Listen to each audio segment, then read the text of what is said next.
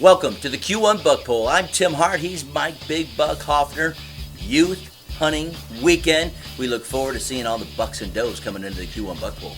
I'll tell you what, Tim, I have been out in the woods. Those guys are so lucky because my trail cameras have been out and I've seen as many as 6 bucks standing in front of my stand. So I hope when those youth and the disabled hunters are out there hunting, please don't hunt in my tree stands or in my ground lines.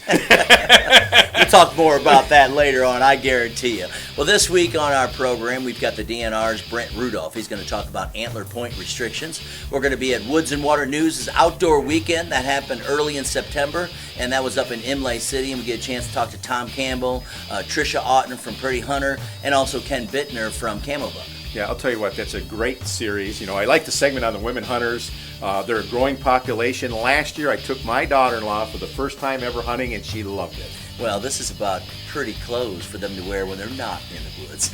And we also have Tony the Pratt with us. He's going to talk about shooting your bow. And speaking of shooting your bow, make sure when you're practicing it out of your tree stand, you wear your gorilla tree stand harness. All right, we've got all that and more. We've got all kinds of features each and every week right here on the Q1 Buck Poll. Stay with us. We got more coming up after this. Firekeepers Casino and Hotel present the Q1 Buck Poll.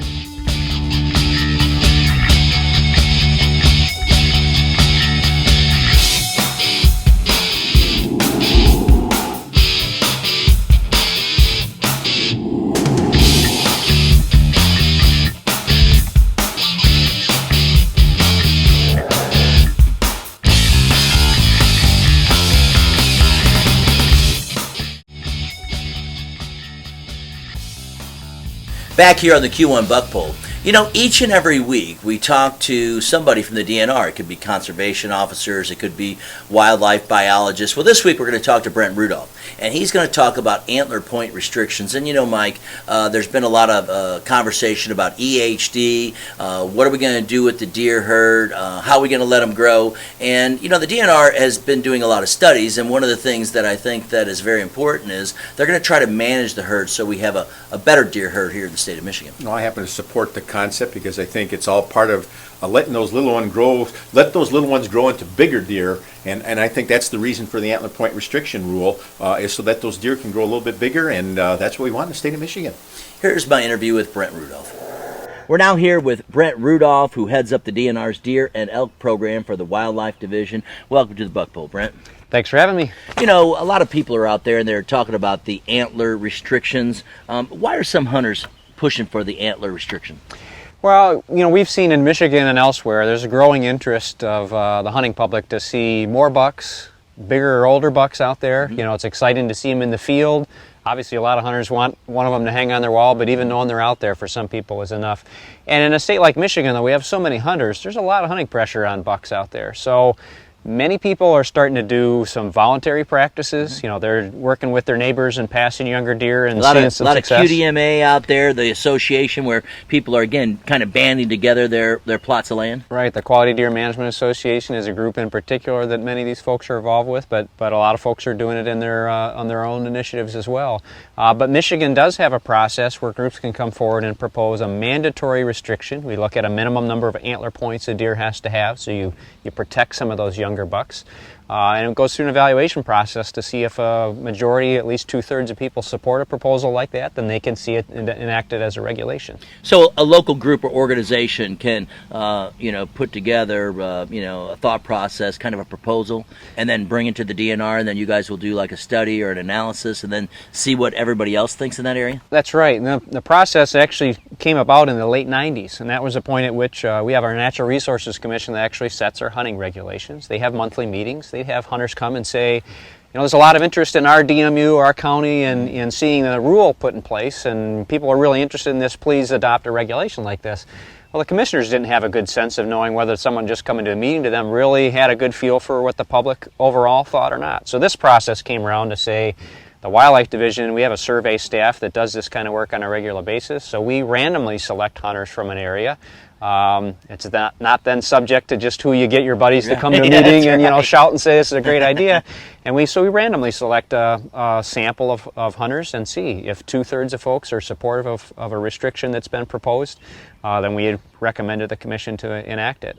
If not, then we say, the support's not there. If there's not some other dire need for some reason that we see that we'd bring it forward, then it's a matter just to preference of hunters. If it's not sufficient, then we don't advise it be implemented.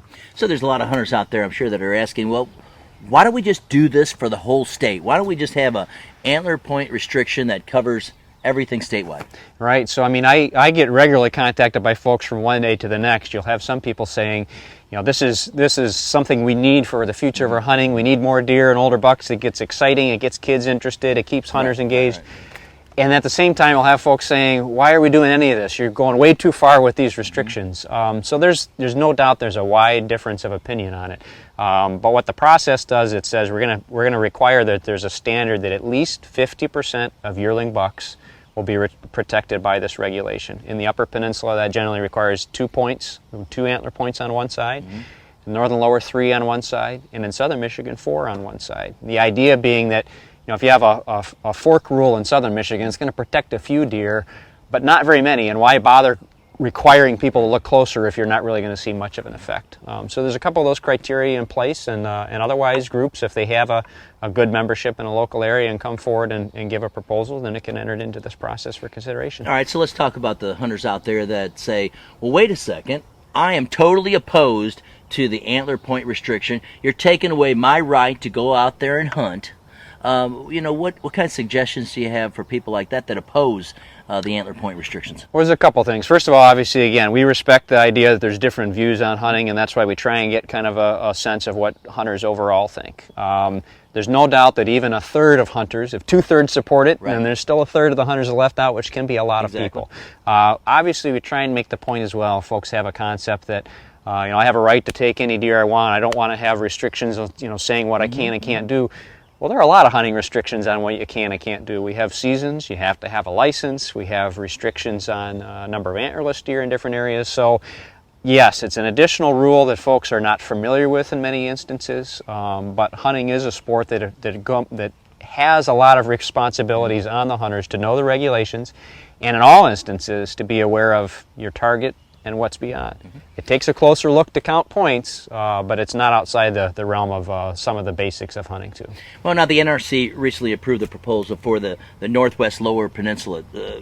What will the APRs affect? How would it affect that area? What we'll have, there's 12 counties in Northwest Michigan that were part of that proposal. They will be under a 3-point on a side rule coming this 2013 season. After 5 years, we'll survey to see if there's support sufficient to keep it in place as well. So that's a new regulation on the books. It's just the same that's been in Leelanau County for 10 years now. This will be the 11th season there.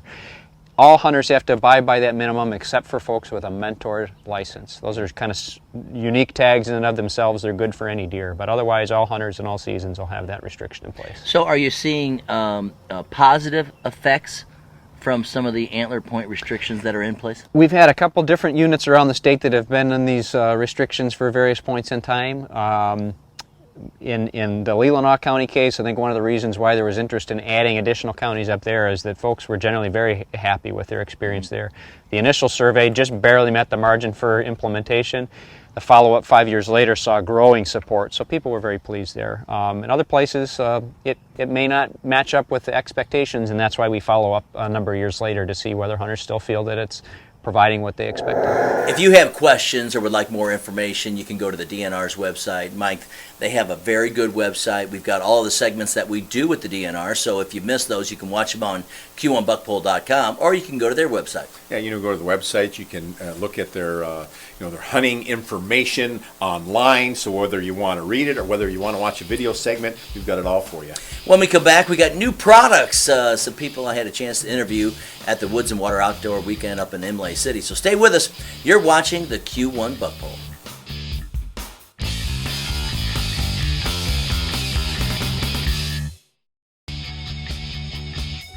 Well, it's time now to go to Imlay City, as I had a chance to talk to Tom Campbell, among other people at the Woods and Water Outdoor Weekend. And Mike, they do a fabulous job with the Woods and Water magazine. you said there were thousands of people there. What a wild time. We're just around the corner. Things are getting started, and people love to hunt, so I like to see the participation. Well, there was a lot of people that, were also in Kalamazoo last weekend, so lots of activity. People were ready to take to the woods. And let's talk about the outdoor weekend with Tom Campbell. We're at the Woods and Water Outdoor Weekend. Tom Campbell is with us. Bucky the deer is here with us. And Tom, really at a family event, it's a lot of fun out here today. It sure is, absolutely, Tim. Yeah, we've had great weather this weekend, a little rain on Saturday, but that didn't deter too many outdoors people. But this event has become into a traditional fall kickoff. When it's Woods and Water Outdoor Weekend, the fall hunting season is soon to follow. And we couldn't be more excited about the turnout, the success of the show, and how it's involved into a great family event. Well, and the other thing is when you talk about getting ready for the fall season, it gives people a chance to look at some of the new products that are out there. Exactly right. Yeah, this year we got over 225 exhibitors. The entire fairgrounds is full. We couldn't get any more. And we've got everything from if you want to put in a food plot, if you want to shoot better archery, if you want to get into the new crossbows, and we're going to get cut off here right there. That's all right. We got crowds coming in. That's all right. Keep going. Anything that you want to do. Well, see, that's the fun of it all because it's people everywhere. There's kids everywhere. Everybody wants to come up and see Bucky. He's got a whole fan club going on. Got little guys waving to him. So, Tom, what a great weekend. Congratulations. Thanks, Tim. And now you guys are off to Kalamazoo. Is that right? We are. We're going to do an outdoor weekend. Hopefully, over the years, we can expand and make it something almost a mirror image of what we got going here in Imlay City. All right, Bucky, keep everybody on target here, right? All right. Thanks, Tom Campbell, Woods and Water Outdoor News at the Outdoor Weekend. Another one of my interviews was with Tricia Auten. And Mike, Tricia has a new clothing and accessory line called Pretty Hunter, and it's for women who want to go out and about and let people know they love to hunt. It's more than hunting, it's about fashion. Again at Woods and Water Outdoor Weekend, and Tricia Auten is with us. Tricia, Pretty Hunter, one of the most popular booths. We tried to do this interview over and over, but there's so many people coming in. Tell me a little bit about Pretty Hunter and what you guys offer.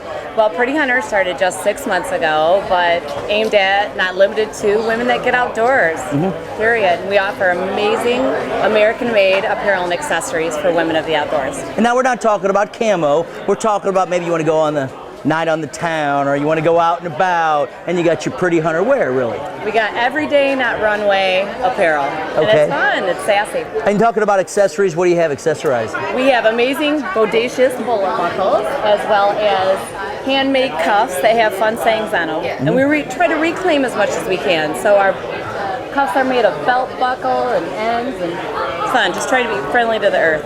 All right, and then why did you start the business? I started the business for 2 reasons. I owned an accessories company prior and saw an opportunity to bring something neat and new to the hunting world. And I had a personal endeavor of getting myself back out in the woods a little bit more. All right. So it's worked both ways. And when you're not in the woods, then you got the Pretty Hunter wear, so people know that you are a hunter, right? Right. Fun way to state your lifestyle without doing it in camo. All right. Well, thanks for being with us here today. Thank you, Tim. Tricia Auten with Pretty Hunter at the Woods and Water Outdoor Weekend. Well, it was a great weekend. I had a great time up in Imlay City and also in Kalamazoo. Congratulations to Woods and Water News for another great event this year. Coming up, I'm going to talk to Tony LaPratt. He's got some tips on shooting your bow. Stay with us. You're watching the Q1 Buckle.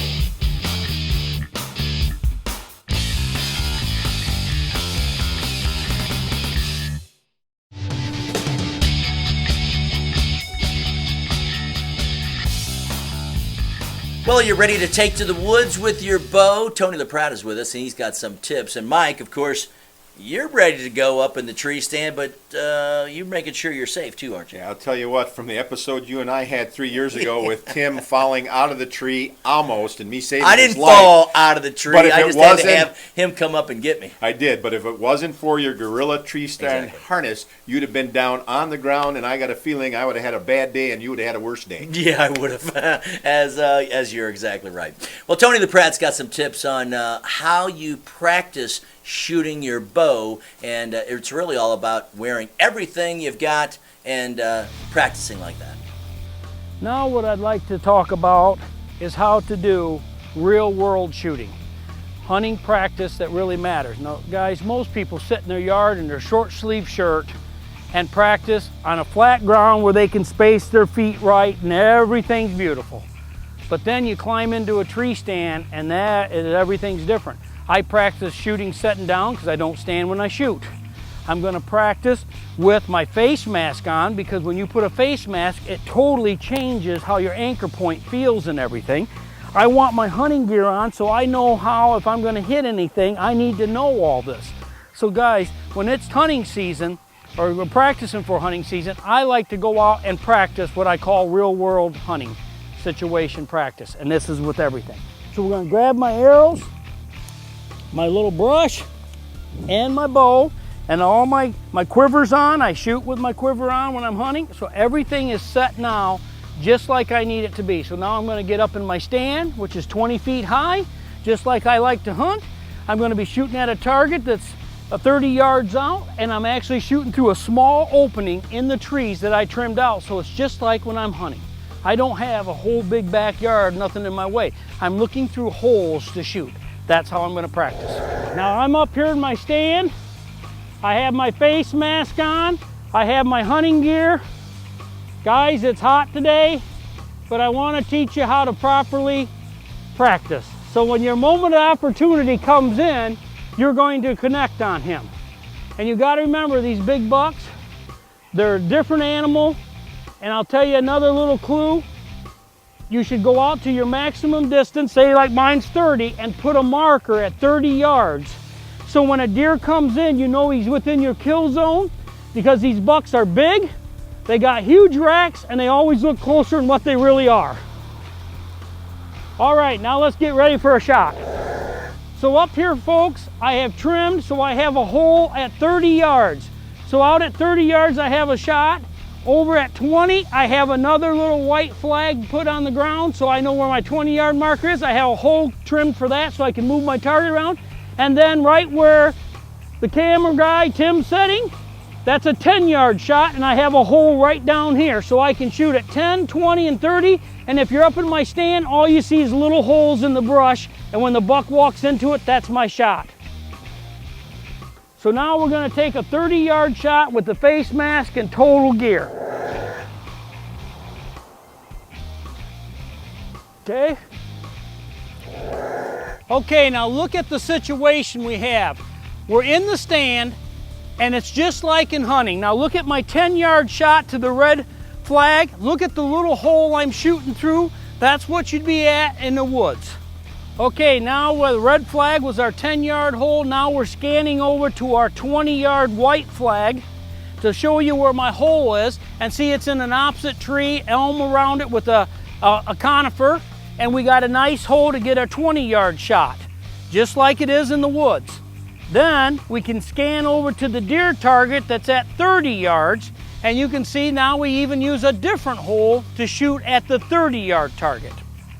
So we have our 10-yard that we're shooting at, the red flag. Then we scan to the 20-yard, which is the white flag. We're using a different hole. Now we're going to scan over to the deer target that's at 30 yards. We're even got a different hole that we're using for it. And notice how from up there we're looking through little holes to get our shot. That's just how you hunt. And now at 30 yards we got a nice shot out there at 30 yards to the deer target. And as I keep practicing this season, I'm going to be moving my target all over. I'm going to give different angles. I'm going to move him at all different distances. I start out with the 10, 20, and 30, and then pretty soon I start putting him at odd numbers. I put him at maybe 27, 28, and I may move him in only at 5 yards. And I start practicing for all different scenarios. Now, when he comes in this fall, I'm confident, I know how to make the shot, and I will make that shot count. Always great information from Tony LaPratte. He's with Ultimate Land Management and the Whitetail Boot Camp. And you know, Mike, we have a big announcement right now, and that is our final party, and we're still waiting to set the date, is going to be at Firekeepers Casino and Hotel in Battle Creek.